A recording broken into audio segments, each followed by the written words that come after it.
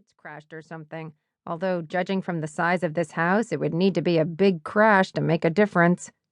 Frankie pushed her hair away from her sweaty forehead. Can we do these events indoors from now on? I'm dying. It was the sort of day that made your clothes stick to your skin and made you dream of iced drinks and air conditioning. She thought longingly of her small apartment in Brooklyn.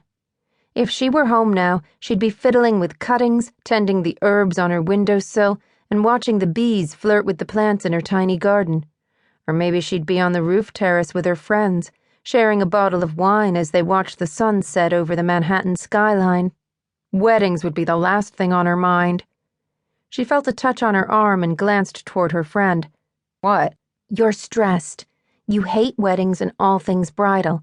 I wish I didn't have to ask you to do them, but right now, our business is in its infancy and we can't afford to turn them down. I know, and I'm fine with it. Well, not fine exactly, Frankie thought moodily, but she was here, wasn't she? And she understood that they couldn't be choosy about their clients.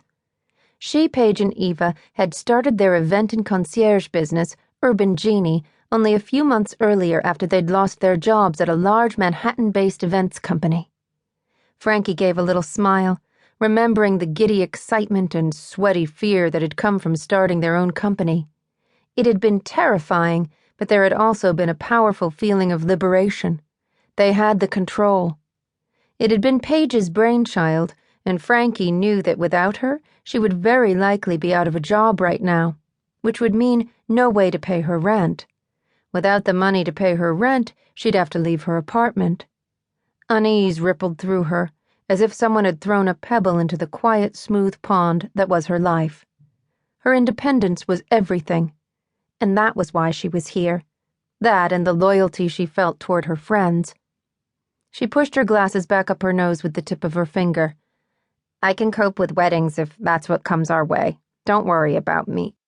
She, Frankie nodded her head toward the woman under the apple tree, is your priority. I'm going to talk to her. If the guests arrive, stall them. Eva? Paige adjusted her earpiece. Don't bring the cakes out yet. I'll let you know what's happening. She walked over to the bride-to-be. Frankie knew that whatever the problem was, her friend would deal with it. Paige was a born organizer with a gift for saying exactly the right thing at the right time. And she possessed another gift, crucial to the success of events like these. She believed in happy endings. As far as Frankie was concerned, people who believed in happy endings were delusional.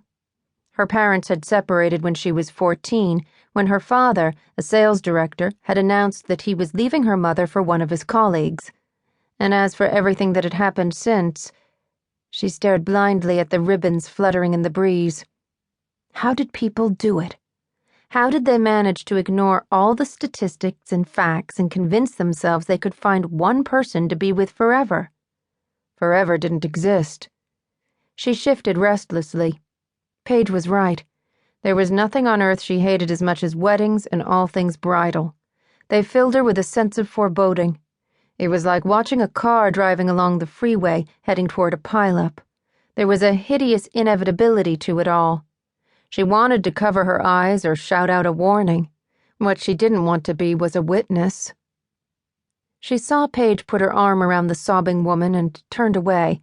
She told herself that she was giving them privacy, but truthfully, she didn't want to look. It was too raw, too real. Looking stirred up memories she preferred to forget. Fortunately, her job wasn't to manage the emotions of the clients. It was to provide a floral display that reflected the tone and mood of the event. The mood was supposed to be happy, so she'd chosen creams and pastels to complement the beautiful linens. Celosia and sweet pea nestled alongside hydrangea and roses in glass pitchers, chosen to satisfy the bride-to-be's request for simplicity. Of course, simplicity was a relative term, Frankie thought as she surveyed the two long tables. Simplicity could have meant feasting from picnic baskets, but in this case, the tables gleamed with silverware and the shimmer of crystal. Charles William Templeton was a lawyer with a famous clientele and sufficient funds at his disposal to ensure that his only daughter, Robin Rose, could have any wedding she wanted. The plaza was booked for the following summer.